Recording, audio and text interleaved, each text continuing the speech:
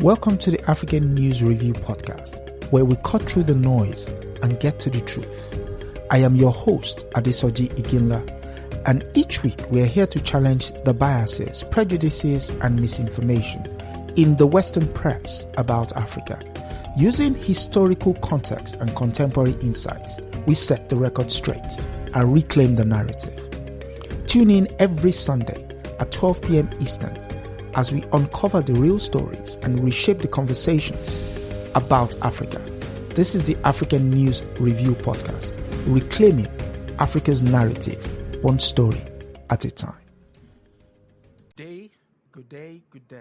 Welcome to African News Review, a weekly conversation in which we take a look at the coverage of Africa in the Western press and deconstruct the stories for not just yourself, for ourselves as well, to get a better understanding of how we're portrayed in the media.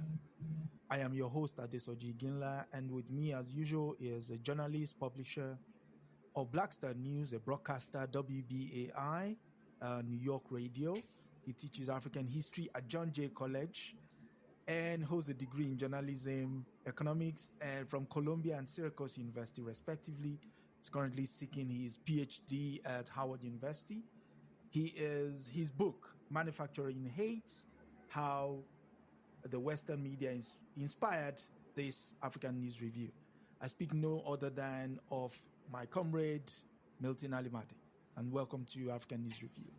Asante sana, comrade. Thank you. Yes, without further ado, we go into the story of Mauritania. Mauritania is fast becoming the darling of the West again. And I wonder why. Could it be having discovered something I should share?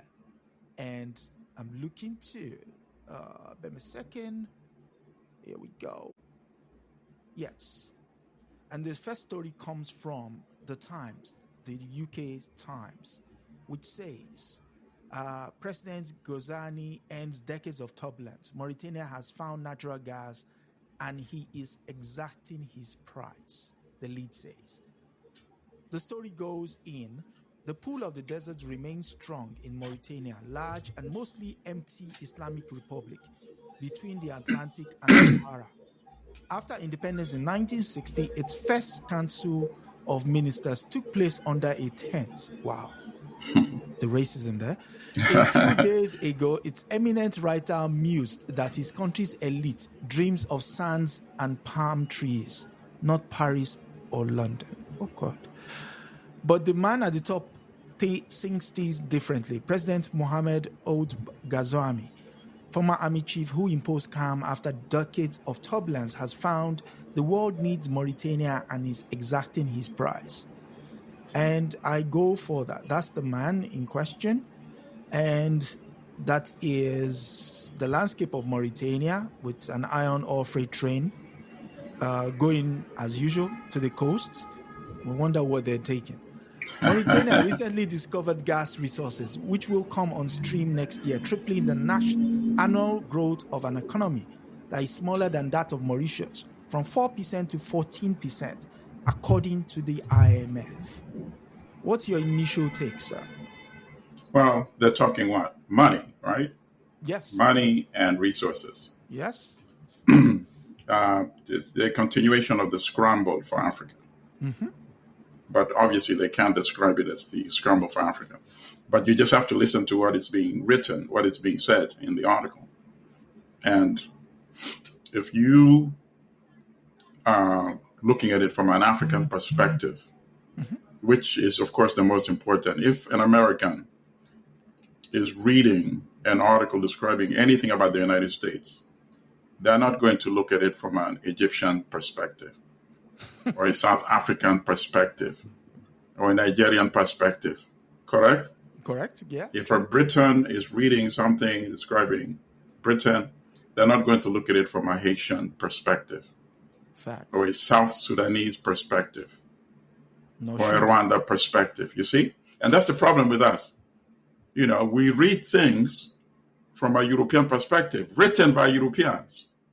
And then we are shocked when there's so much, confusion and a lack of understanding.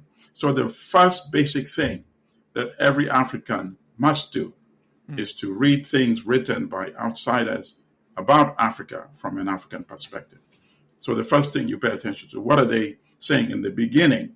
Mm-hmm. The beginning is the most important part of these corporate articles, based on the formula they use of the inverted pyramid, correct, in journalism. Yep. Correct. That the most crucial, critical information is leading. Yep. And that's why they call it the lead. It comes earlier, and as it goes down, the information diminishes in importance. Yep. And so far, we have heard nothing about resources. A small country with plenty of resources, small in population, very large actually. Yep. So the population is about 5 million. But look how large the country is 398,000 square miles. Yeah. By comparison, Uganda is about 94,000 square miles with a population of almost 50 million. So you see, it has all this land and has all this wealth. So they're setting it up. Now the question that should come to your mind as you're reading an article like this, before you even go any further, you should start asking yourself, who is going to be the beneficiary of this wealth? Surely it has to be the Mauritanians. We would hope so, correct? Or actually, let me rephrase it. Who would be the primary beneficiary of this wealth? Because obviously, Mauritania, as the holder of the resources, as in every other African country, will benefit to some extent. But the key question we need to ask ourselves, who will be the primary beneficiaries? And that's always been the problem with African resources for each and every African country. Who are the people who have been the beneficiaries? We can go back to enslavement. Who benefited from that primarily? Taking African labor to work for free in the so-called New World. And nothing has changed in that arrangement up to date. Now, so if we go further down the story, it says countries and bodies have signed deals with or would Mauritania, including France, the European Union, NATO, China, Russia, Ukraine, Saudi Arabia, UAE, Qatar, and Turkey. A headline in the American magazine Foreign Policy last year read, "Why Everyone is Courting Mauritania." Now, I suppose the question then would be, as you can see, it's clearly a scramble. What would be the fallout of the not so perfect situation here? Meaning? Meaning, if one does not get their way, could you see someone starting to cause trouble? Mischief, they'll call mischief. They probably won't do it the old imperial way, where they just went to straight, direct, outright war, right? But they might support local entities to do the dirty work for them. So here's the question. You just read the list of not only countries, but entities as well. Entities, yeah. Such as the EU and NATO signing deals. What was missing in that list? And I hope listeners who are paying close attention notice that. You mentioned all these countries, and none of them represented an African country. True. Not a single African country or entity was mentioned in that list. So that proves my point. How can the primary beneficiaries of an African country's resources be from outside the continent? Why is South Africa not on the table? Why is Nigeria not on the table? Why is Ghana not on the table? You see? Yeah. Because so long as our resources are benefiting the outside world, it serves two purposes. The outside world, they develop wealth and prosperity by creating new technology, by creating jobs for their citizens, right? And for us, we retrogress, we go backward, because what you're getting relative to your resources, it's like me coming to your house, right? Mm-hmm. And I'm saying, Adesoji, I know you love books, right? The value of your books, a quick look at the one you have just in the living room alone. Maybe it's £1,000. I know you need money, Adesoji. So I'm going to give you £100. And I'm going to take these books with me and do whatever I want with the books, right? Yeah. And you're so desperate, you can't turn down £100 and you're going to take it. That's what's happening to all the resources that we have in our African countries. So can we really say Adesoji benefited, even though he needed the £100 terribly, and now he has it in his wallet? Is he really a beneficiary? That's the same way we need to look at the abundant natural gas resources that has now been discovered in Mauritania.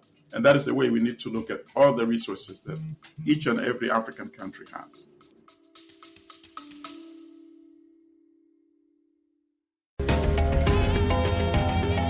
Just taking a quick break here on the African News Review podcast, but don't go anywhere. If you're enjoying our deep dive into the real stories behind the headlines, make sure to subscribe so you never miss an episode. Every Sunday at 12 p.m. Eastern, we're here to debunk the myths and bring you the truth about Africa. Want to help spread the word? Share this podcast with your friends and leave us a review. It goes a long way in helping others discover the real Africa. Without further ado, let's get back to setting the record straight.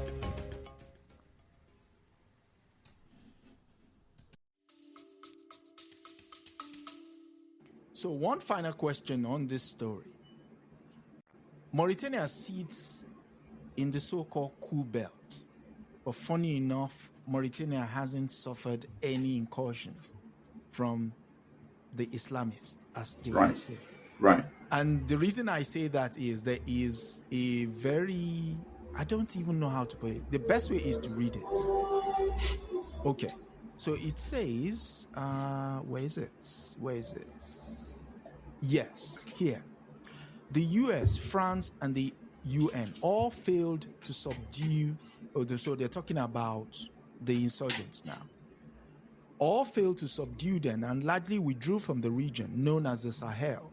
But Mauritania, which has an army of only a few thousands, including 300 camel cavalrymen, sent imams. All right. So before you finish that, I can't stand it anymore. This racist, and racism, they keep revisiting, meeting in the tent, wanting the sand and the desert, the camel thing, this sickness that many European writers and editors still suffer from, We need to keep calling them out on it. We don't like hearing it. If you like hearing it, talk about it in your privacy. You don't have to assault us by forcing us to read your racist imaginations about Africa and African people. So I just wanted to interject there. But please, Carmen, Go ahead and finish. So it says, but Mauritania, which has an army of only a few thousand, including 300 camel cavalrymen, sent imams into the desert to hold theological debates with the militants on questions as such as whether the Quran sanctions the kidnapping of Western tourists, which has become regular. The conclusion was that it did not, and the militants subsided. Okay, so that may be a little bit of an exaggeration, but to be honest, that should actually be the lead of this article. Because obviously, they want to just promote a purely military solution, correct? True. That is what they did in Libya. Look at where Libya is today, correct? Yes. So now, this article is telling us that Mauritania has adopted a different approach, and it seems to have yielded positive results for the country so far. Yeah. So in fact, they're confirming that you need to have a multifaceted approach to resolving these conflicts. There might be some legitimate issues that the people that are fighting can bring to the table. Yeah. Correct? After all, even the United States, at the end of the day, after spending hundreds of billions of dollars, ended up negotiating with the Taliban. Correct? Correct. So, why is it that these African countries are not being encouraged to explore multifaceted approaches to resolving these conflicts? And we're being told by a European corporate media that the United States and France have failed in their approach. So, in fact, I think we discussed this in the last episode. There was an article by the New York Times talking about the U.S. being kicked out of these countries. Niger. And I said, well, you're acknowledging that they failed. So should that not be the focus of the story, the lead? Yes. That they have failed, therefore, they're being kicked out. You see, you need to read these separate publications together and piece the information together and come up with we have to learn how to connect the dots. So the New York Times told us what happened. These U.S. troops are being kicked out, they're being forced to close their bases and so on and so forth. But they didn't say they failed, the U.S. and France failed. So you have to come to another European media who are telling you in no uncertain terms that they failed. So take the information from here and connect it with the New York Times article. Don't read these as disparate, separate articles. Read them and then combine the information together. And you'll be a much wiser consumer of Western media. And the final question, what do you say to the whitewashing of the image of the leader, who in fact was part of the coups? Absolutely. In fact, he was a military ruler in the past, but now he's no longer part of the coup belt. And you can't accuse them of lying. So you have to learn how to read every sentence. So there is a reference to the others in the coup belt, I'm referred to now, recently formed military juntas. So that now takes Mohammed Ghazouani, takes him away, and that legitimizes him. Yes. So he's not a part of the coup belt because his coup was a long time ago. Oh, these people are too clever for their own good, man. Well, it's the reason why we're here. So if you value what you do like, share, subscribe, and bring everybody else to the fold so that they can understand what we're looking at here. And so, at the end of the day, each and every African reader of the European corporate Western media. Just give yourself one test and challenge yourself and make a statement. Say, I will not let them slide one by me. So you're going to develop a knack of building a resistance, right? Immunity from being deceived by these guys. And you'll become better at it, Yeah. In fact, articles that you read sometime in the past, go back and read them again. Now with a very critical eye, and you'll start catching stuff that they, slipped by you in the past. So if you keep doing that exercise, you'll become immune to being duped by these folks. Yes. And we live and learn with the Western media, as they say. We live and learn. And so from Mauritania, we go to Rwanda. Has been in the news, but this time coming from Germany. And the Germans want to take over from where the British stopped. And so they're thinking of revisiting the asylum situation, the asylum hostile.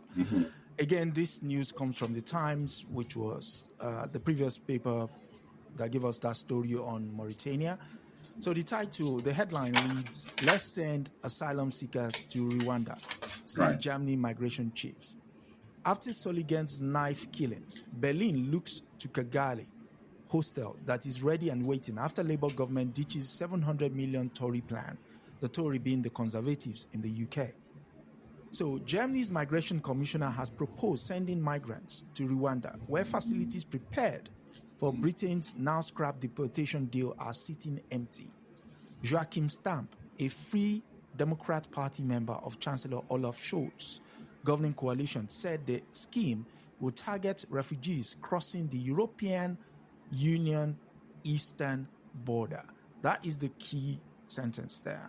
Germany is adopting a tougher line on migration following the recent knife attack in the city of Soligen, in which 3 people were killed and 8 others were injured by a Syrian asylum seeker who had been due to be deported. Your initial take? All right, so a couple of questions were not elaborated, So they're saying the asylum seekers are primarily coming through which borders? So the eastern side of Germany. So we're talking Poland. Poland will be on the east. Poland, Ukraine, Belarus. Okay, so I have a question which was not elaborated. Who are these asylum seekers? You see? Are they Africans who are coming through these countries? Or are these Eastern Europeans who are coming to Germany? They're Asians, largely Asians, Arabs, Middle East. Okay, understood. Okay, very good. So my initial, so this is actually my thoughts. And, we have a right to think bigger, not limit our context to these articles, which are very narrow, because beyond the article, we have a lot more knowledge, right? Mm-hmm. Yeah. We know that Germany is a country that went through serious turmoil in the 1930s and 1940s. We know that Germany caused a lot of turmoil to many countries in the 1930s and the 1940s. And the ramifications are still being played out even today in our time. Correct. So Germany is not a stranger to pain and suffering of civilian populations, right? So we always need to remind them of that in conversations such as this, Don't pretend like you are holier than thou. Correct? So it's even offensive for you to take this position. Oh, let's just take these asylum seekers and throw them to Rwanda. Number one. Number two, you're admitting that Rwanda is not a safe place. Yeah. Correct? Correct. Because you're saying the threat that we will send you to Rwanda will deter migration to your country, which is the same dilemma that the British, of course, faced, exactly. which was exposed when they went to the website of the government itself or the ruling party. Yeah. You see? So how can you have that, contradiction? We are sending you to a place that we know is not safe, yet you claim that you abide by the rule of law, and the rule of law requires humane treatment for every human being. So how can you willingly, knowingly send people to a third party that you know is not a safe environment? So that's my reaction to this, initially, of what we've heard so far. I would even add the story of Germany. Germany, again, 1930s, but prior to 1930s, Germany actually fostered a genocide, Holocaust, massacre, call it what you may, on the people of Herero and now. Absolutely. So they know what it is to impose people on another set of people. Correct.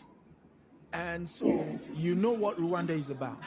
Yeah. You know Rwanda itself is one of the most tightly populated countries in the world. Correct. And yet you want to bring the issue of... Right. They have no manners, essentially, and we have to remind them that. You have to make the conversation difficult for them. They have no manners. They're not behaving like humane human beings to other human beings,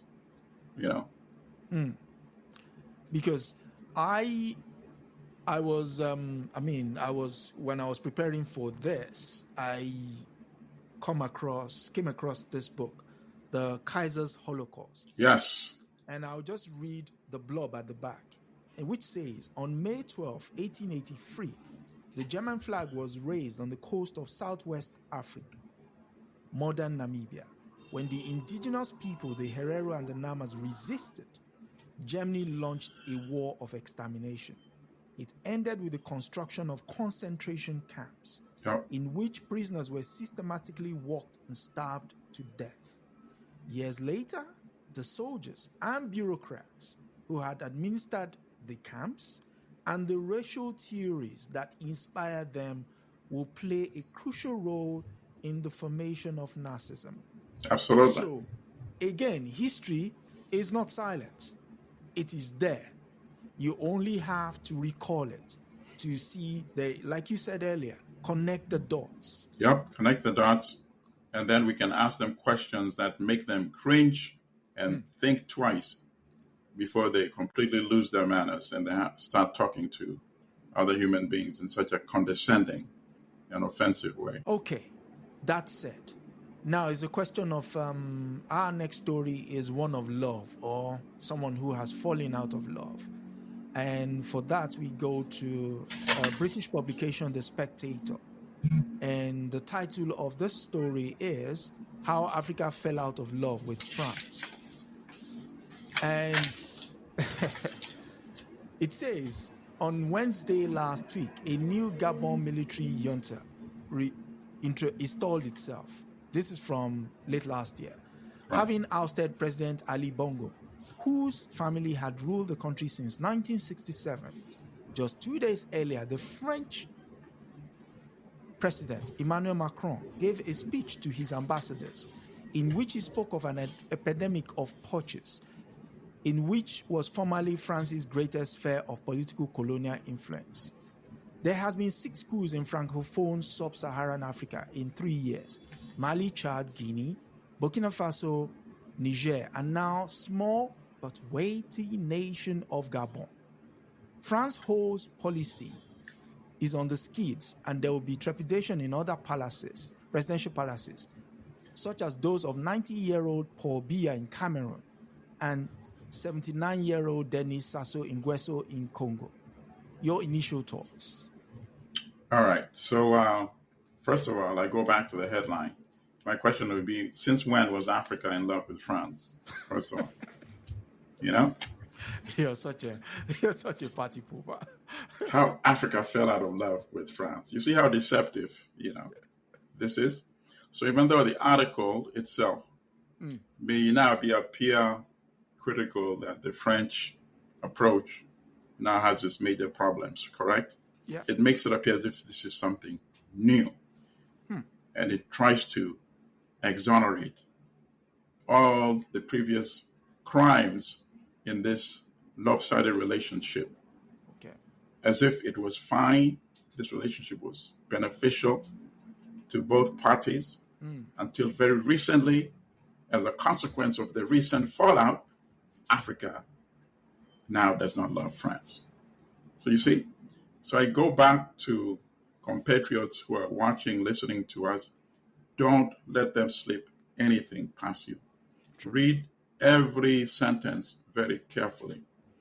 Africa has been exploited by the French since the historical engagement between France and Africa. Africa continues to be exploited. If you accept the notion that Africa was in love at one point with France, it means you accept the notion that Africans love being exploited. And that is just wrong. So don't accept that. Okay, so now we get the reference to the coups. Chad is included, but we are not elaborated and told that that was actually a French coup d'etat. Because the current president, Muhammad, his father, had been killed. Idris Deby had been murdered or assassinated or what have you. They drew up this elaborate propaganda that he was killed on the front lines fighting jihadists. Since when, as a president, risk going himself on the front line. Exactly. For what purpose? To fight jihadists. Exactly. So that story, in fact, how he was assassinated, we still don't know all the full details. But then his son succeeded him, and Macron himself, Emmanuel Macron, the French president, was there for his swearing in. Yeah. Right? So that was obviously a French coup d'etat. Gabon, as we now know, that was also a French coup d'etat. And in each case, they're trying to preempt an authentic uprising, an authentic revolution, if you were. That's what they're trying to. They're trying to make sure that since the current regime is now not sustainable, before the new order comes on board, let's step in. So we get rid of the current regime, but we impose somebody new, but somebody whom we can still handle. Somebody who may be, even to the people, a little more acceptable than the person that we are helping to get rid of. So that's the formula that they've applied in Gabon and in Chad. And the article correctly raises the fear that there could be change in Cameroon, where the senile 92-year-old ruler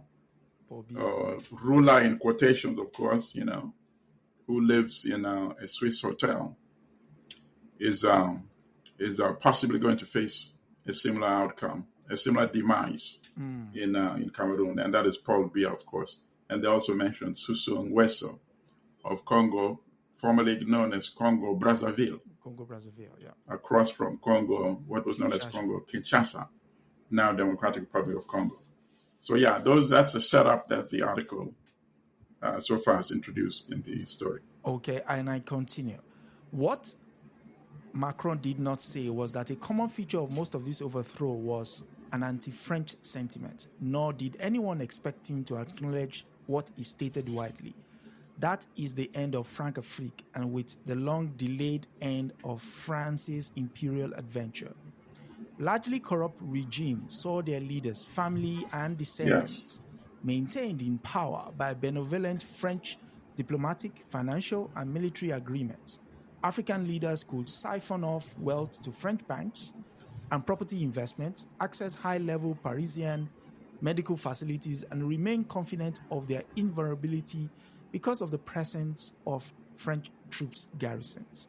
In exchange, France kept alive the remnants of past imperial glory, La Mission Civilisation, civilizing mission, maintaining at its beck and call a sizable UN lobby of African states and the use of African bases as force projection for its military.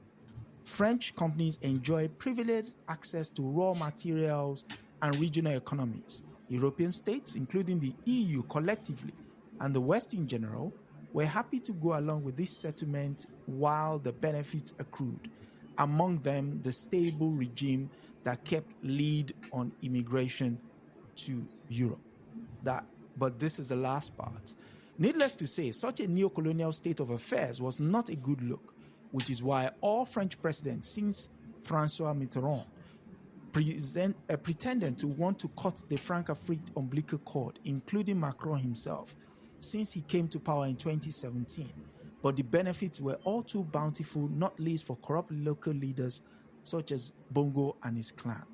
There's a part here which, when we're talking about Gabon, being overthrown, the Francophone Togo and Gabon provoked apoplexy in Paris last year when they thumbed their noses at the French International Organization of La Francophonie and joined the British Commonwealth. Could that have been the reason why he was overthrown? Oh, definitely. Absolutely. That is a reason. That is a possible, very plausible, correct. But our main concern to viewers, listeners should be, and that's a big giveaway actually, what you just referred to. So, and we should look at it from an African perspective, correct? True. So they're writing from a European perspective, oh, look at the problems that France is now facing. And now you have these two countries, which were formerly part of the French post-French colonial organization, now joining the Commonwealth. To ask the question should be, why are you suggesting that is somehow something good?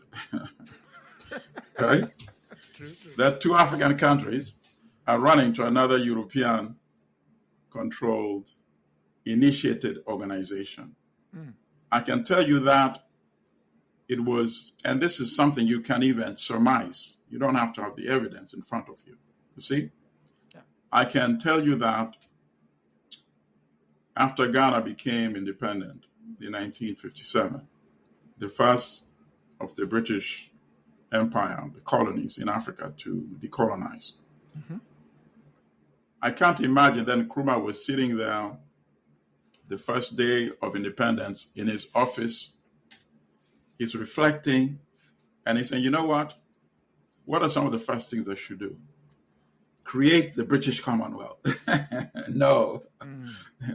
This is something that a British foreign secretary or prime minister sitting together saying, okay, so how can we still retain influence and control over these soon-to-be independent former colonies? Yes.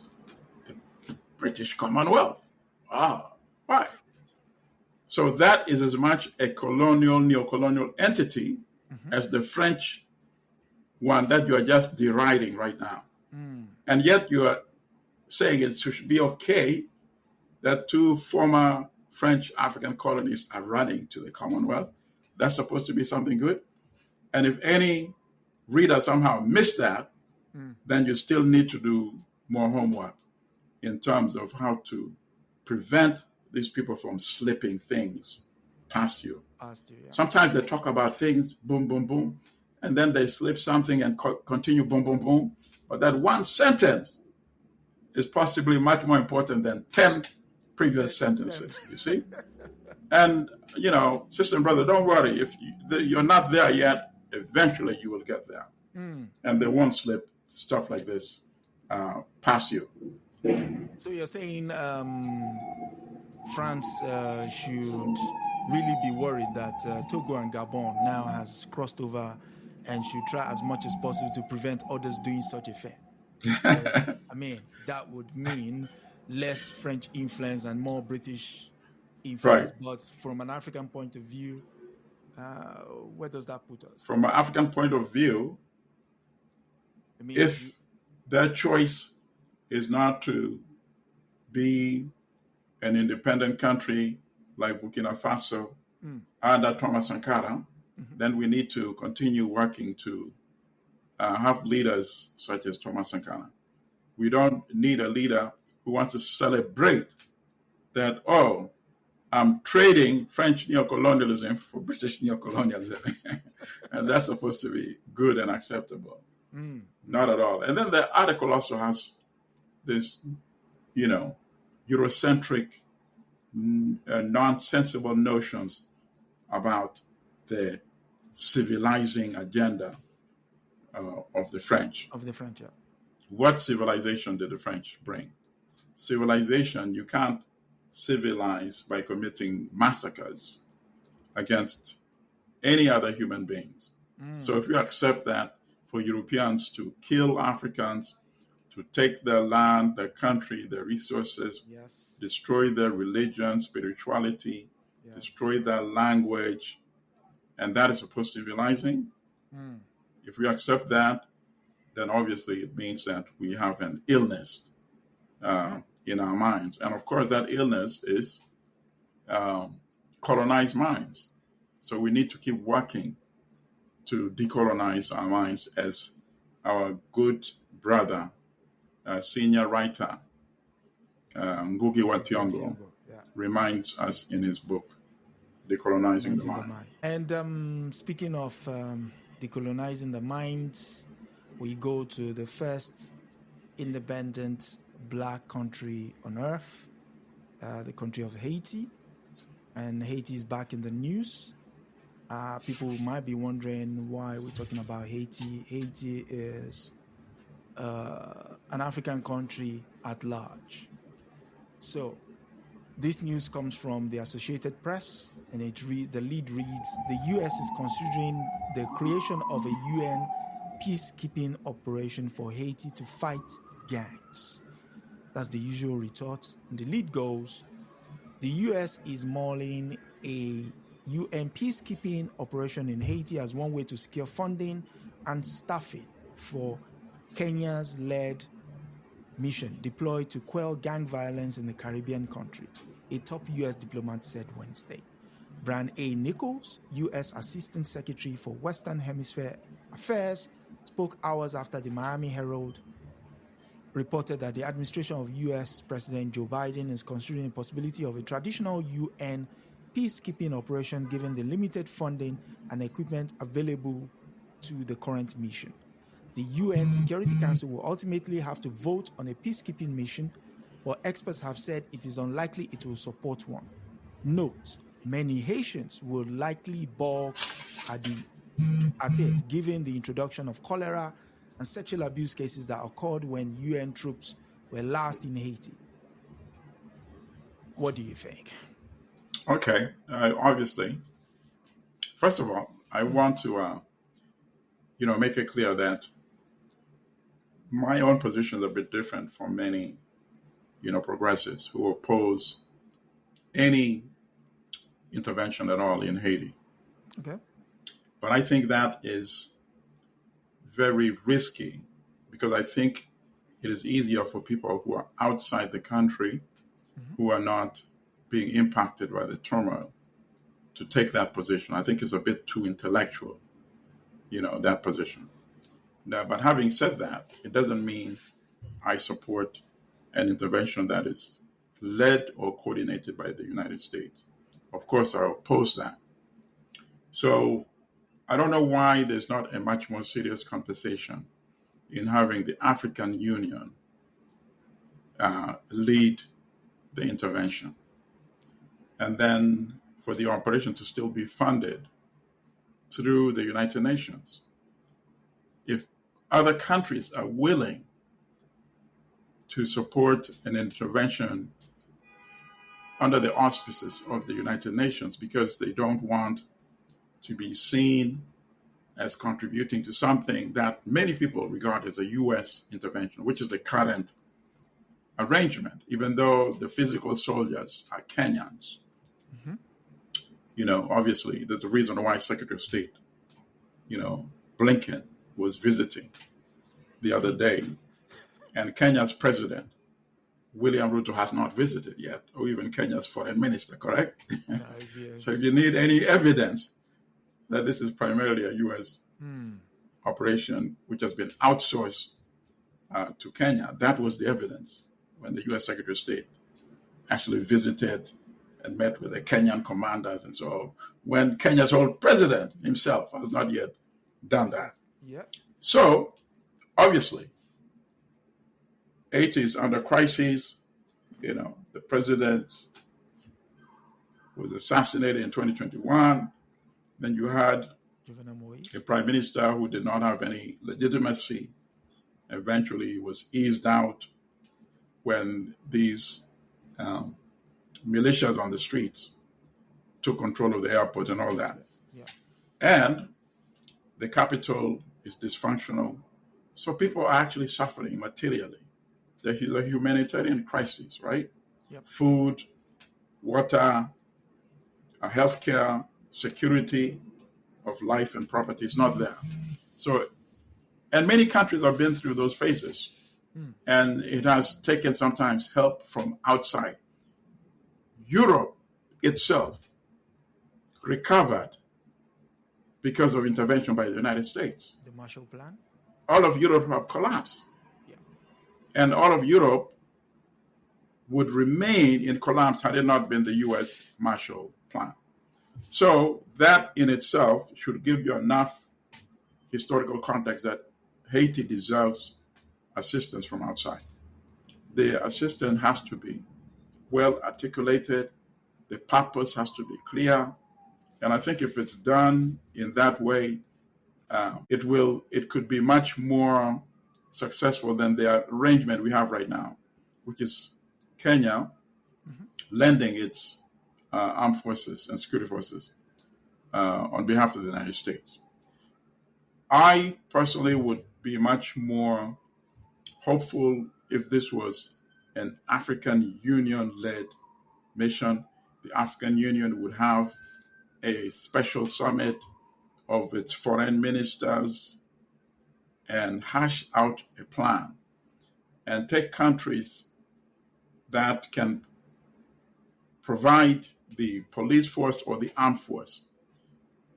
And I don't know if they would be willing, but countries like maybe Sierra Leone, Senegal, countries like Senegal, countries like Ghana, countries like South Africa, countries like Botswana, countries that have a relatively, good image in terms of governance. Not Nigeria. Right? Well, Nigeria has many challenges right now. Yeah, true. Nigeria, of course, is an African power, you see, but it has political issues right now. It has protests and all that. Otherwise, the first country should be Nigeria. It should be Nigeria and South Africa, the leading two African powers, you see? True. So if you can get African countries to commit, and part of it should be training a new Haitian police and armed force, whether it's going to be a small one, but efficient and very well armed. I'm not hearing any of that right now in any of the conversations about the ongoing intervention. That's important because then it gives the Haitians the confidence that this is not a permanent occupation with no exit date, which would bring back the memories of the very negative memories of the UN intervention, where they suffered cholera, they suffered sexual abuse, and have not been compensated up to date for that abuse. So why would they want to revisit another UN intervention? Any intervention should not have the word United Nations in the same sentence. That's why I'm really suggesting that it should be African Union. It should be well-resourced. And then the other thing that the reason why I don't support this current intervention, when President Ruto was in the White House, and now I'm paraphrasing because I don't remember the exact words, but he suggested that the Kenyans would be willing to go after these gangs, right? Yeah. That is a wrong approach. You can call them whatever you want to call them, but they have a presence in Haiti, in the capital and outside the capital. And they're armed. Why would you want to declare that I'm coming there to fight you? That's not very wise. You should say Haiti right now is under crisis. And the crisis, to be frank, primarily is not the so-called gangs. The so-called gangs appeared as a result of the crisis, which was the breakdown of law and order by the political class itself, the bourgeois, petty bourgeois political class, the elite, contesting for power.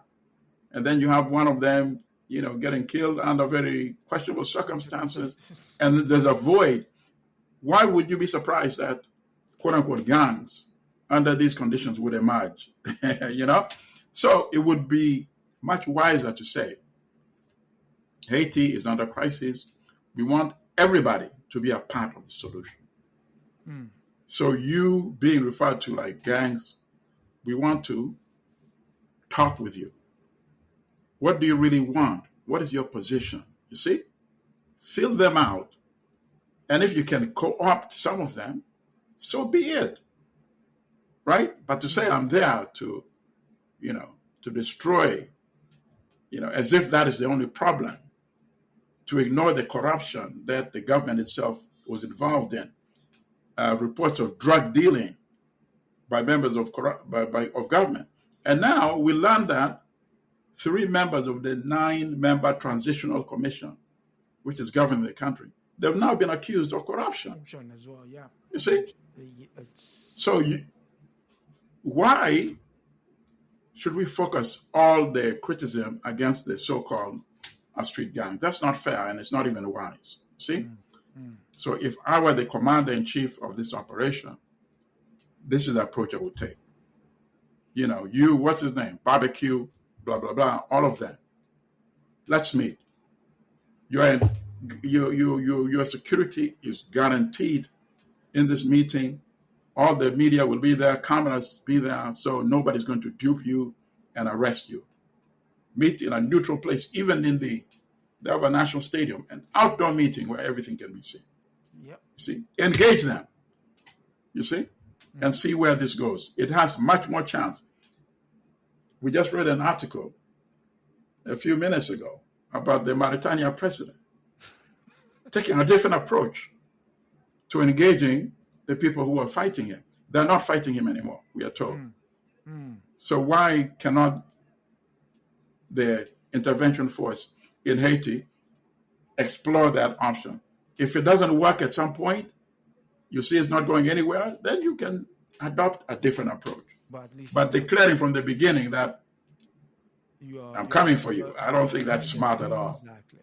That should be walked back, should be reversed, that approach. Final story comes from the Africa-China summit. And it comes from your favorite organization, Yes. The Economist. China's relationship with, the headline reads, China's relationship with Africa is growing murkier. The lead, a decline in capital flows does not necessarily signal disengagement. So you have the picture there, Chairman, Xi Jinping at the back. And the story goes, it's been the highlight of most African leaders' diplomatic calendar for nearly a quarter of a century, ever since the inaugural Forum on China-Africa Cooperation, FOCAC, in Beijing in 2000. The triennial shindig has been held as a barometer by which analysts seeking clues about the evolving state of affairs, relations between Africa and its biggest trading partner. Chinese media are awash with coverage of an event that allows President Xi Jinping to pose as the undisputed leader of the global South. First dig, almost every African leader is expected to attend. Yeah, calling you a basic. Yet the response in many African countries have been muted. One reason is the perception that China has become less interested in Africa, and at the previous FOCAC held virtually between Beijing and Senegal, China made a new financial pledge, adding up to 40 billion, a third less than he had promised in 2015 and 2018. And then it goes into the reason why the reduction happened, which is a slump in infrastructural borrowing in several African countries, notably Ethiopia, which is building the dam, Zambia, roads, Kenya and its railways and stuff. Governments struggle to pay off their debts they accrued while building big-ticket infrastructure over the preceding decade.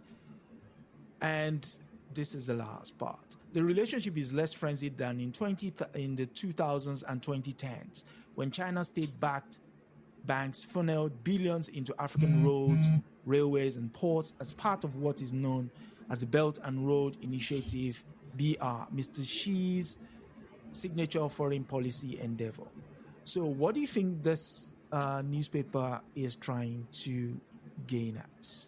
Okay, so as I said all along, and I say this for everything we read and discuss, look at things from an African perspective. Number one, what is the tone of this article? The tone of this article is that, something is going bad. You know? You see? Something is going bad. Yep. Why are they always celebrating something going bad? So that is, my mindset as I read these things. I condition my mind like that. If you're always looking for something wrong and highlighting it, it means there could actually be something good, or it could be that things may not be that bad. Yep. And then my question is, what is your motive?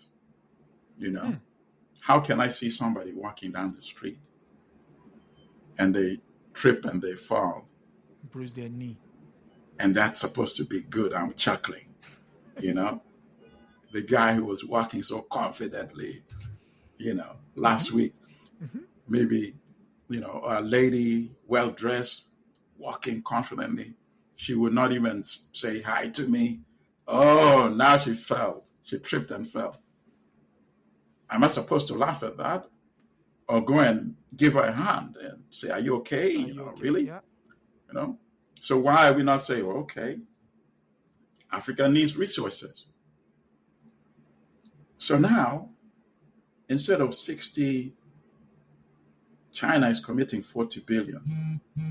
So how can I find a way to help Africa with the additional 20 billion that they presumably still need?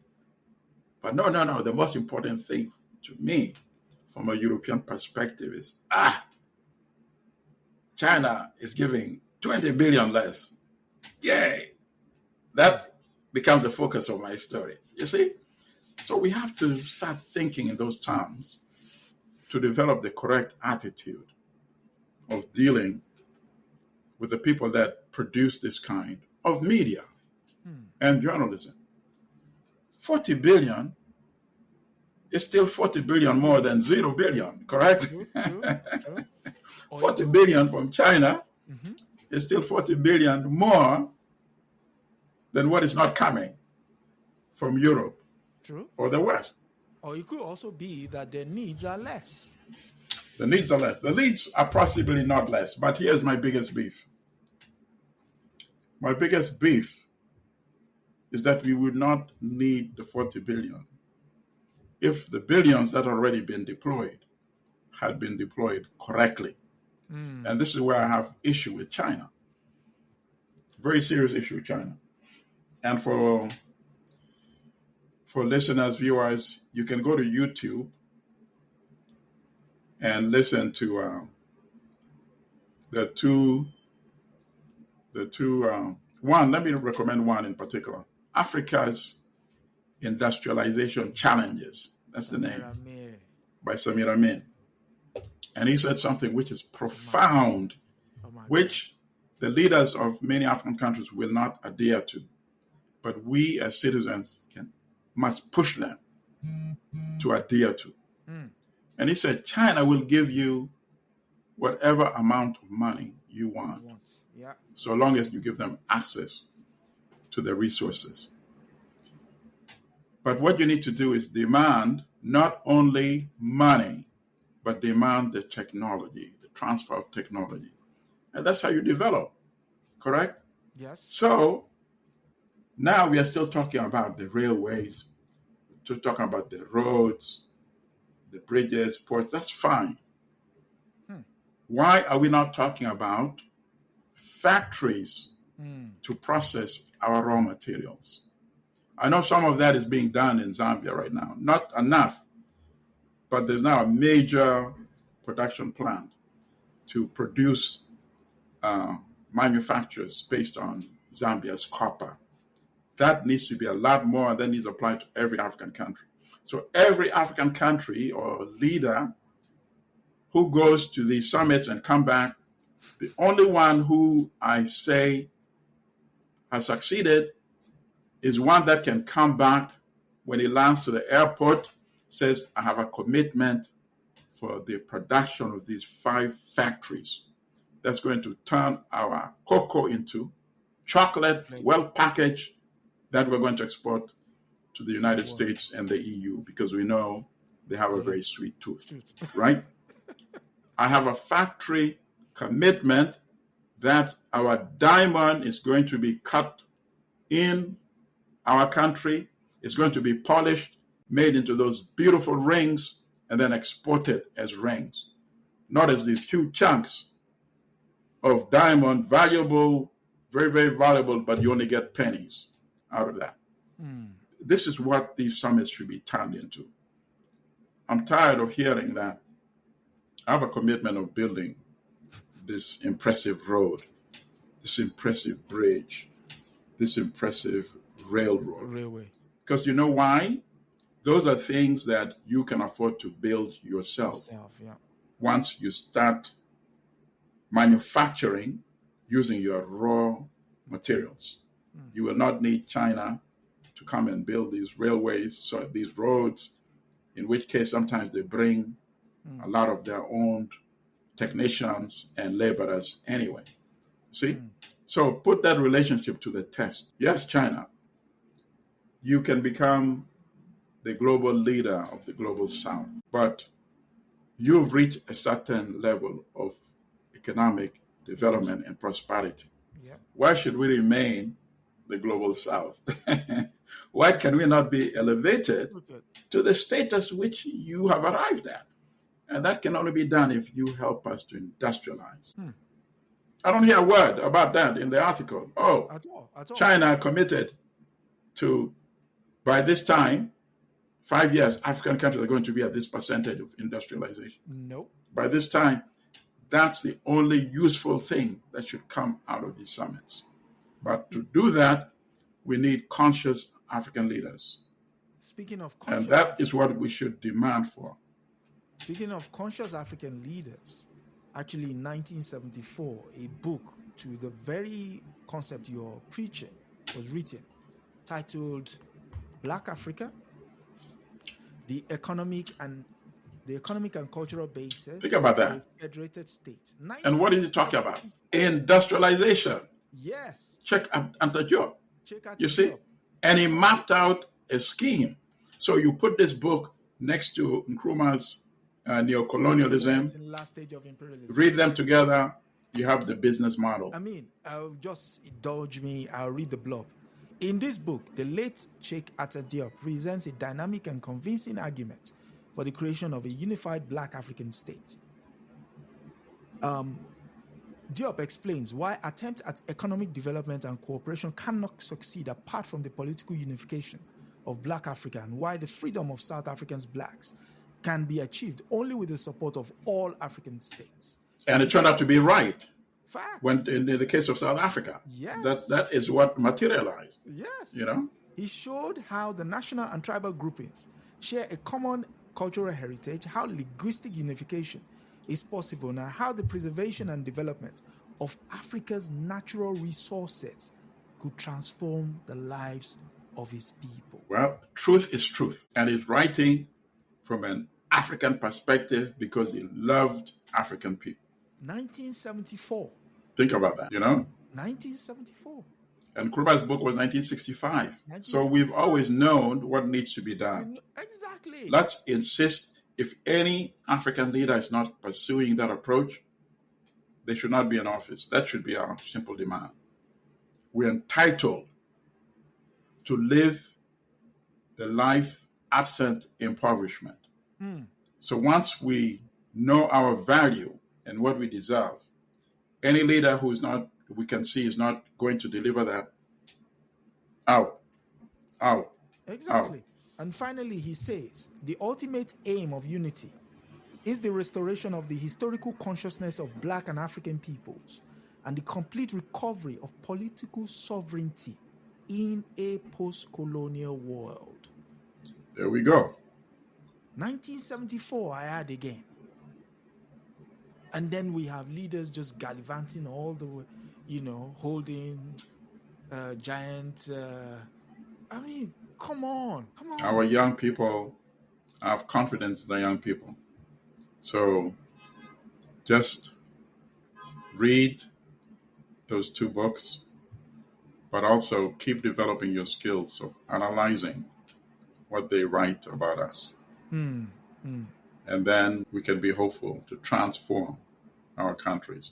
Don't believe this notion that, Africa will always be Africa and won't change, because that can only be convinced of that if you don't have a knowledge of our history. We develop the highest levels of civilization. You don't even have to go to ancient Egypt, Kemet. You don't even have to go that far to rub it in or to brag. There's no need for that. You can go to even Ghana, Mali, Songhai, right? Before European countries existed. These empires, right? Yep. Developed by Africans, civilization. So obviously we can do it again. We can do it again. We just need to decolonize the mind, get away that infection that Africans are inferior to anybody, tolerate this paternalistic attitude toward us, and then the rest we can do. Yes, thank you, comrade. Again, Karibu. we've come to the end of another special episode. As usual, you can listen to the audio version of this podcast on all major platforms thereafter. And like, share, subscribe, and take the word to everybody that needs to hear it, because it's important that we have a proper framing of Africa's consciousness. And because without that, I think the African proverb is the tale used to be told of the hunt, and that tale always glorifies the hunter, but now the lions are telling their own tales, and we should. So, Brother Milton, any final thoughts? Aluta continua, as always. Yeah, victory asserta, and until next week, it's goodbye for now. That's a wrap for this week on the African News Review podcast. We hope you are leaving with a clearer, more truthful picture of Africa.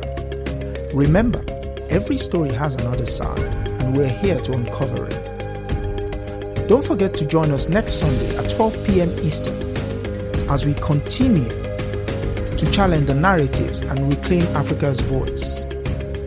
If you've enjoyed the show, be sure to subscribe, share, and leave us a review.